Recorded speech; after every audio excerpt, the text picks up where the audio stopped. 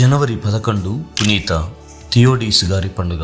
థియోడీసు అనగా దైవ కానుక, దేవుడిచ్చిన బహుమానం అని అర్థం. వారు ఒక సన్యాసిగా మారి 30 సంవత్సరాలు తపస్సులో గడిపారు. యెరూషలేము, బెత్లెహేంల మధ్య గల కొండల్లో మాగి అనబడే ప్రసిద్ధ గృహలో తమ దైవ జ్ఞాన ప్రార్థన చేశారు. వారి యొక్క ఆత్మకు ఆకర్షితులై చాలా మంది అనుచరులు తోడయ్యారు. యూదయలోని ఎడారి ప్రాంతంలో ఒక విశాల సన్యాసుల ఆశ్రమాన్ని స్థాపించారు. పునీత బాసిలు గారి కట్టుబాట్లలో ఏర్పరచబడిన మొట్టమొదటి మఠం ఇదే కావడం విశేషం. కాలక్రమంలో ఈ మఠ ప్రదేశం చిన్న పట్టణంగా ఎదిగిపోయి అనేక చేతి వృత్తులను నేర్పించే వృత్తి విద్యా కేంద్రాలు వెలిశాయి. కరువు కాలంలో కూడా వారికి ఏ కొదువ లేకుండా ఉండేది. రోగులు, బలహీనులు, పిచ్చివాళ్ల కొరకు 5 ఆసుపత్రులు పనిచేశాయి. ఇక్కడ గురు సన్యాసులే వాటిని నిర్వహించేవారు. ఇతరులు పెట్టే చీవాట్లు దీవెనలుగానే ఆనందంగా స్వీకరించేవారు. పునీత థియోడీసు వారి అపరిమిత విశ్వాసానికి ఈ అద్భుతమే పరాకాష్ట. థియోడీసు గారు తమ మరణం దాపులోనే ఉందనే తలంపును ముందుగానే కనుగొని ఎప్పటికప్పుడు ఒక కొత్త సమాధిని త్రవ్వుకొని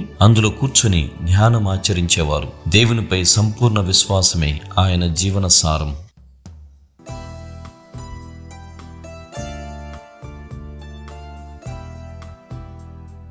పునీత థియోడీసు గారు